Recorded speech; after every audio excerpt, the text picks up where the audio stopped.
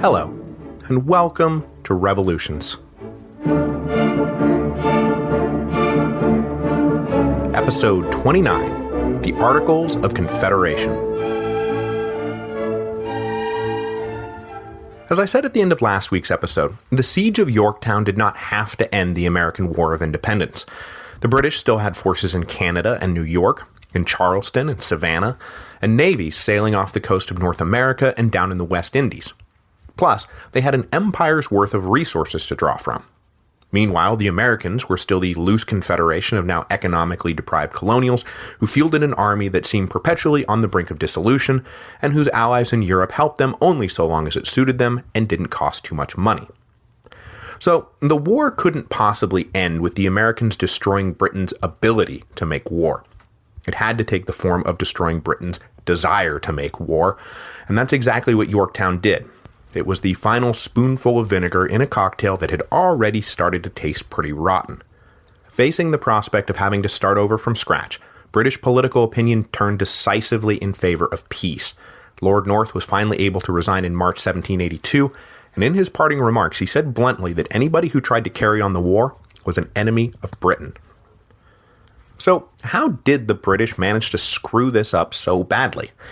The list is endless and varied, so we'll confine ourselves to the big picture.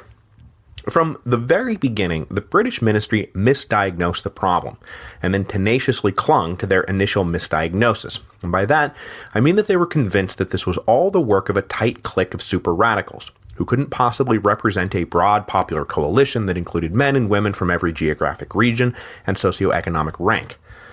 That's not to say the Americans were all against them, not by a long shot. But you don't get so many people willing to sacrifice so much, and then keep sacrificing for 6 years, if this is all about a bunch of hyper-extremists ruining things for everyone else. The British ministry just kept thinking the majority of Americans were loyal, and it really wasn't true. With this misdiagnosis in place, the British then pursued a totally incoherent set of policies. They never could decide whether they were waging a war of military destruction or political reconciliation. So you have things like the bombing of Norfolk and Burgoyne's threat to unleash the Iroquois, and the raids in Virginia, all designed to force the Americans to their knees using total war tactics. While at the same time, you have Howe's amiable leniency and Clinton's promise for amnesty to rebels who laid down their arms, designed to coax the Americans back into the British fold. Adding to this incoherence was the fact that neither stick nor carrot was pursued with enough vigor to be effective. The stick only hardened patriot resolve, the carrot only made them laugh.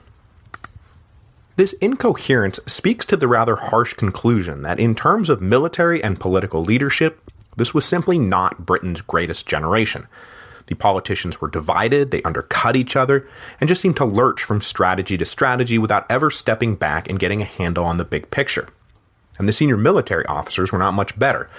Thomas Gage might have been the only one to see what the British would face if war broke out, and he was sacked for accurately predicting what it would take to win the war. William Howe was so confident in British superiority and so sympathetic to the American cause that he repeatedly let opportunities to crush the Continental Army pass. Gentleman Johnny Burgoyne was so confident in his own superiority that he blundered into total defeat. Henry Clinton was moody and paranoid and soured on the job almost immediately. Lord Cornwallis was a great military tactician, but clearly lacked the kind of political acumen this particular war required. And all the while, they too fought petty little battles amongst themselves, though I'm less inclined to add that to the causes of their defeat, since the American generals were running around in their own camps with knives just as long. And this is all to say nothing of the complete misuse of the Navy. For most of the war, this all-important advantage was used to ferry troops around, and not much else. When they finally were cut loose a bit after Saratoga, there was zero cooperation between the Army and the Navy. I mean, all told, this was just a badly run war. But all that said, we should also take a look at the fact that as much as the deck seemed to be stacked in Britain's favor at the outset, the Americans did hold a few trump cards that actually made their victory less implausible than contemporary observers might have allowed. For one, the American patriots were fighting for something, namely independence. It was a simple goal, it was a fixed goal, and it was an internalized goal, that is, one that even the lowliest private knew he was fighting for. This helped sustain the war effort through trials that really ought to have broken American resolve. And that touches on another trump card, which is home field advantage. American soldiers were on their own land, fighting for their homes and their families. Defeat meant who knows what deprivations. But for the British regular or the German Hessian, defeat meant, oh well, I guess we go home now. Fighting in your own backyard is not always a decisive advantage, but when you wander through the pages of history, you usually find preternatural resiliency in the armies of the invaded, not the armies of the invaders. Finally, you have the fact that Britain had enemies just waiting in the tall grass looking for an opportunity to whack them over the head when the time was right. Without help from Europe, no amount of patriotic resiliency would have been enough. But Britain did have enemies, and they were waiting in the tall grass, and then they did whack the British over the head. Then, of course, there is George Washington. As we have seen, Washington was not some American Napoleon. His battle plans were too complicated, his strategic vision, at least militarily, was not super keen, and as much credit as the Americans get for their shoot-and-hide guerrilla tactics, Washington himself never ran with the idea the way a more creative general might have, and he focused obsessively on turning the Continental Army into a European-style army. But all that said, he was basically the perfect man to run the war for the Americans, because that same focus on turning his men into a professional army gave them the political credibility they needed when the French finally did decide to come out of the tall grass. And it was his own personal commitment to the Republican ideals represented by American independence that infused the army with the belief that they were fighting for something. And then, of course, there was his ability to simply hold the army together, whether through brilliantly executed retreats or obsessing about supplies and logistics. The overriding strategic goal for the Americans turned out to be simply keeping an army in the field. As long as they could do that, the war would not be lost. And there was probably no man in America better suited for that job than George Washington. Okay, so now that the British have lost the war, or at the very least decided that they didn't want to try to win it anymore, it's time to move on to the peace process. A process that will take just about 2 years to complete, from the moment Cornwallis surrendered at Yorktown to the final signing ceremony in September 1783. To represent the Americans, the Congress selected 5 men. Benjamin Franklin, of course, still charming the pants off of French society. John Adams, who was currently in The Hague trying to arrange more loans from the Dutch. John Jay of New York, currently in Madrid trying to secure recognition because though Spain had joined the anti-British coalition, they did not yet technically acknowledge that the United States was, a thing. Another guy named John Lawrence, who had been held in a London prison after being captured at sea in 1780, and then Thomas Jefferson.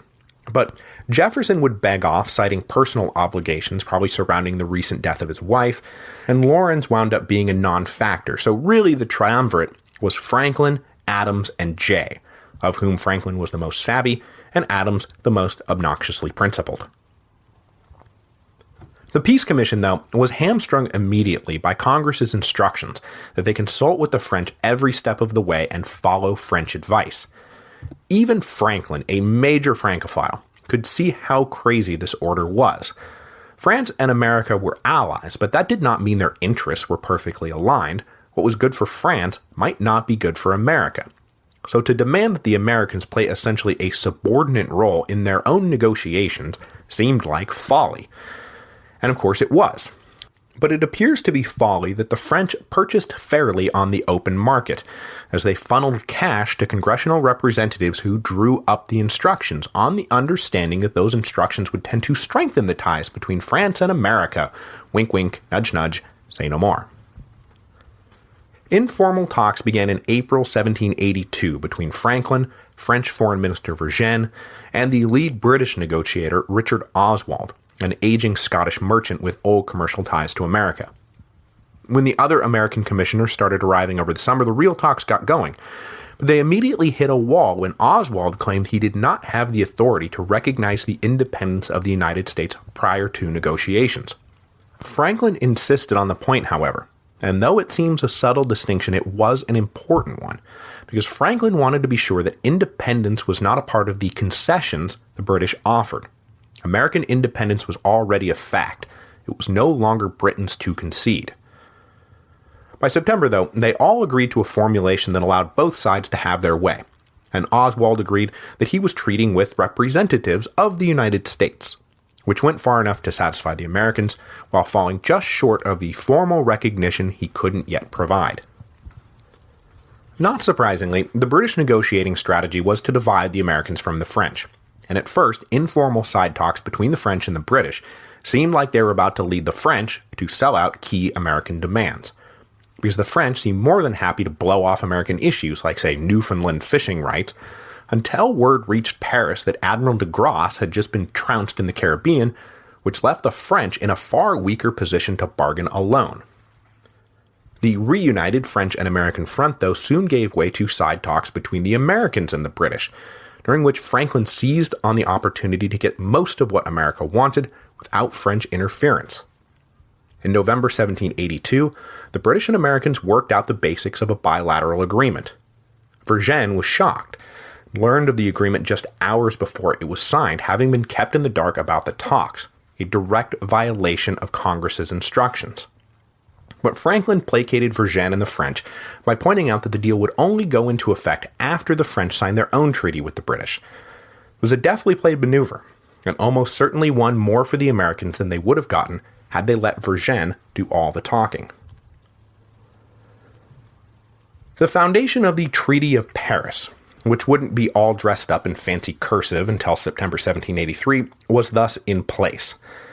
It was, first of all, between His Britannic Majesty and the United States, acknowledged to be sovereign and independent. It set the borders of the new United States at the 31st parallel in the south, that is, the Georgia-Florida border. In the north, it was that irregular, jagged line that mostly forms the border between the U.S. and Canada today. In the west, critically, the line was set at the Mississippi River, not the old 1763 proclamation line. Open fishing off the Canadian coast was granted, as was full access to the Mississippi River.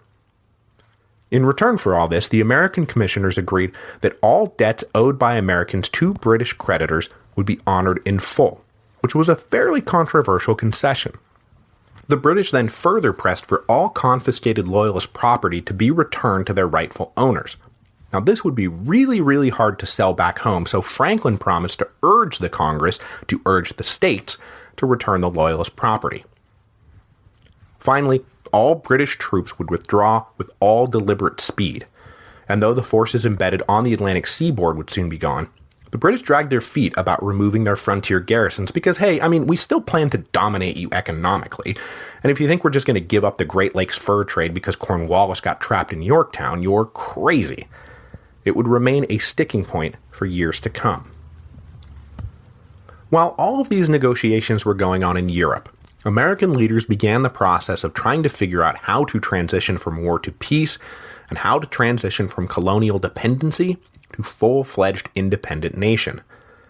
These two issues would collide in the Newburgh Conspiracy of March 1783, and then continue to linger even after that crisis passed, colliding again with Shays' Rebellion in 1786, which we'll talk about next week, and at which point a consensus had built up that the current system of national government was unsustainable and needed serious revision. The current system of national government they were talking about is now pretty much a punchline in American history: the Articles of Confederation. Way back in 1776, just before the Declaration of Independence was signed, the Second Continental Congress created a committee to draft a national constitution to go along with all those state constitutions that were being drafted. This committee wound up being chaired by our old friend John Dickinson. Remember him from way back when? Letters from a Pennsylvania Farmer, opponent of independence. Well, as he opposed independence, his committee was simultaneously drafting a national constitution for the soon-to-be independent United States. When the draft emerged from committee, though, it met strong resistance. A debate erupted that previewed the much larger debate over the Constitution 15 years later. Taken as a whole, Dickinson's draft undeniably put the national government above the states, and worked out a formula whereby Congress would hold all powers except for those specifically reserved for the states. Now, the delegates in the Second Continental Congress were frankly appalled by this arrangement. Most of them had just spent the last decade arguing relentlessly for the sovereignty of their local governments and against the tyranny of a powerful central government. And here they were supposed to swallow a potentially tyrannical central government.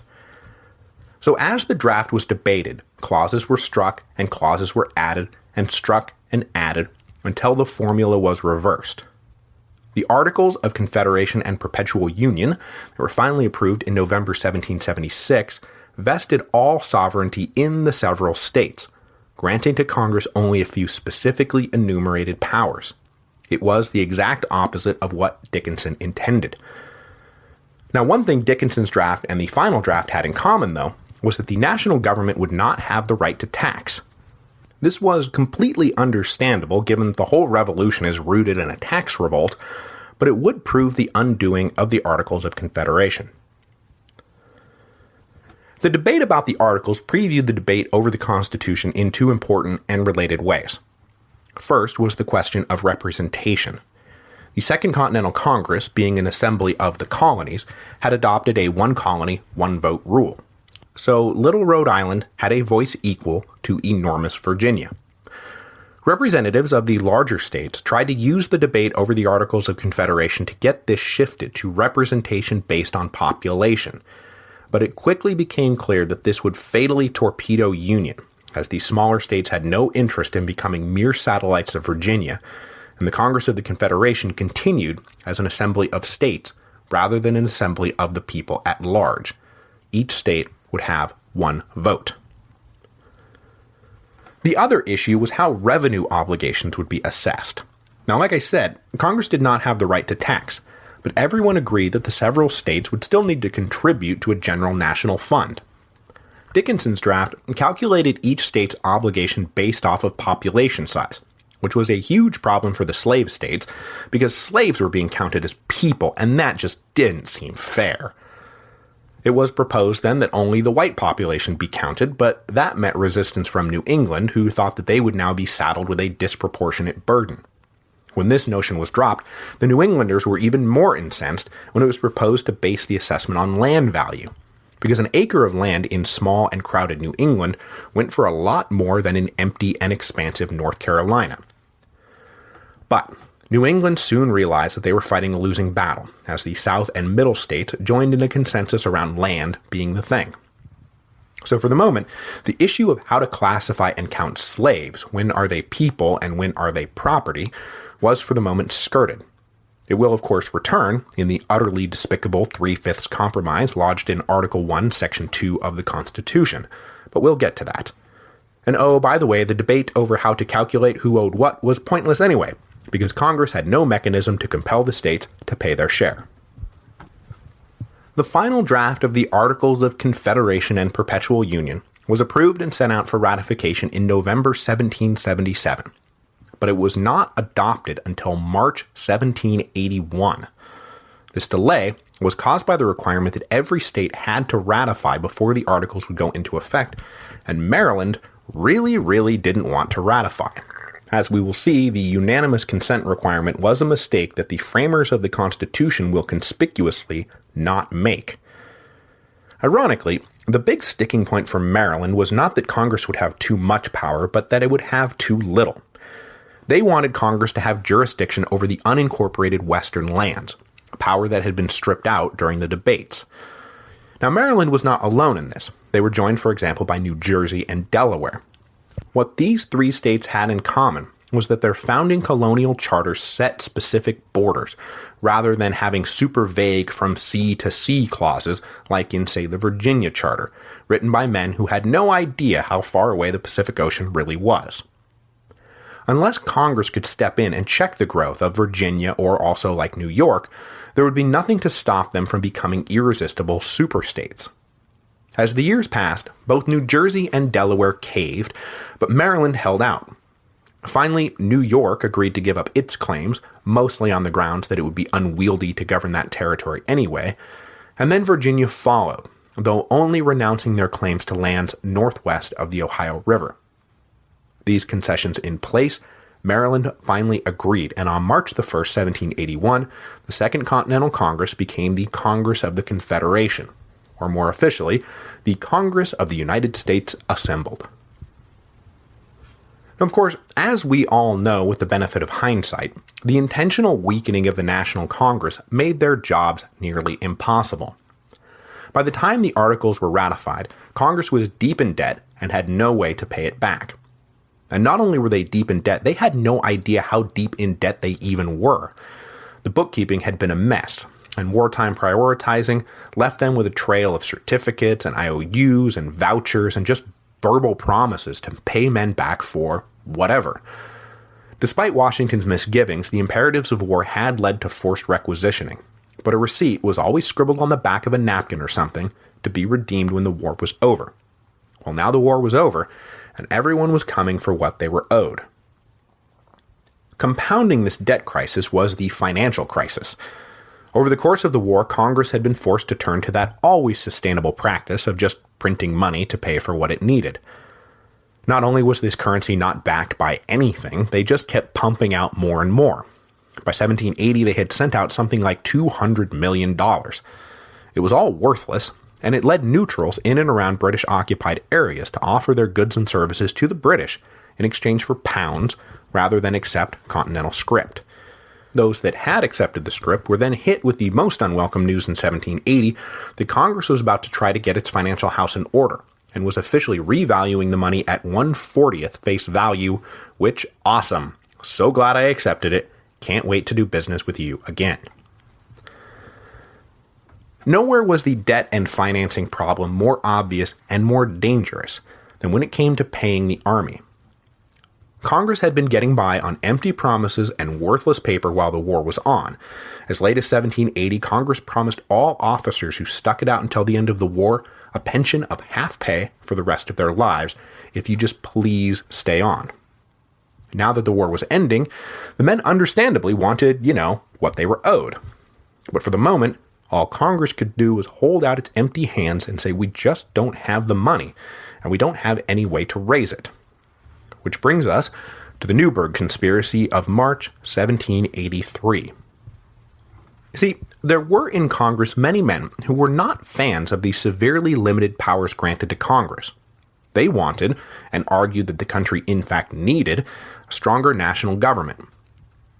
Their colleagues had outvoted them back during the debates over the Articles of Confederation, but they sensed in the growing restlessness in the army an opportunity to reopen the issue. There were also many officers in the army who concurred with them about needing a stronger national government, not because they stayed up nights reading political philosophy, but because they realized they were going to get stiffed if Congress didn't have some way to raise money. So the congressional leaders started talking to the military leaders, and a scheme grew to leverage more power for Congress by threatening the use of military force. Specifically, the demand was the Articles be amended to allow Congress to lay a 5% impost on imported goods, an amendment that would require the unanimous consent of the states. So if we compare this to the English Revolution, we are roughly in about 1647, right after the First Civil War. The new model army wants what it has been promised, Parliament is unwilling or unable to give it to them, Fairfax and Cromwell elect to back the men, and eventually they all march on London. It was very orderly, but it collapsed any notion of the army serving its civilian masters, and not the other way around. As this moment approached in the American Revolution, though, George Washington refused to be Fairfax or Cromwell. In early March 1783, word reached the Continental Army camped at Newburgh, New York, that a preliminary peace had been signed with Britain, meaning that they were sure to be disbanded sooner rather than later. An anonymous circular letter then made the rounds for the officers to gather on March 11th to discuss what action to take. When Washington got a hold of this letter, he announced that there would be a meeting, but it would be held on March the 15th, after passions had died down a little bit. When the officers gathered on March the 15th, they were shocked by Washington's surprise entrance. No one expected him to come in person. He politely asked for the floor so he could deliver a short speech that was nothing less than an impassioned plea not to go down this road, to not allow anyone to open the floodgates of civil discord and deluge our rising empire in blood. Then he pulled out a letter from a member of Congress he wished to read aloud, but to do so, he had to put on his glasses, and no one had ever seen the general wearing glasses. I have no idea how much of this was planned and how much was spontaneous, but as he put them on, he said, "Gentlemen, you will permit me to put on my spectacles, for I have grown not only gray, but almost blind in the service of my country." And that was pretty much the end of the Newburgh conspiracy right there, and the moment when the Continental Army did not become the New Model Army. Washington had given everything he had to this cause, a cause that they were now all threatening to throw away over some back pay and pensions. The air drained out of the conspiracy completely. With the Newburgh crisis passed, Congress promised its officers would get full pay for 5 years, and the enlisted men would get 3 months' pay right now in exchange for peacefully returning home, and that seemed to do the trick. Washington, of course, followed his performance at Newburgh with a similar performance at the end of the year, when, in a carefully choreographed ceremony, gave up his commission. This is the moment when people started referring to him as the American Cincinnatus, the man who gave up power. It also led George III to marvel at the sheer implausibility of it. The king asked an American-born painter what Washington would do now that the war had been won, and the painter replied, "They say he will return to his farm." To which the king replied, "If he does that, he'll be the greatest man who ever lived." Like I say, George Washington was the perfect guy to run the American war, if for no other reason than he seemed to have no design on running the American peace. Not that destiny was actually going to let him retire to Mount Vernon. Next week, the nationalist-inclined members of Congress will continue their quest to make the national government solvent, a quest that will fail. As they talked among themselves about how to solve this problem, a little rebellion flared up in western Massachusetts that exposed the terrible limitations of the Articles of Confederation for all to see. So, a call will be put out for a convention just to revise the Articles, add a few things, take out a few things. It's not like we're going to lock the doors and without any authority whatsoever draft an entirely new constitution.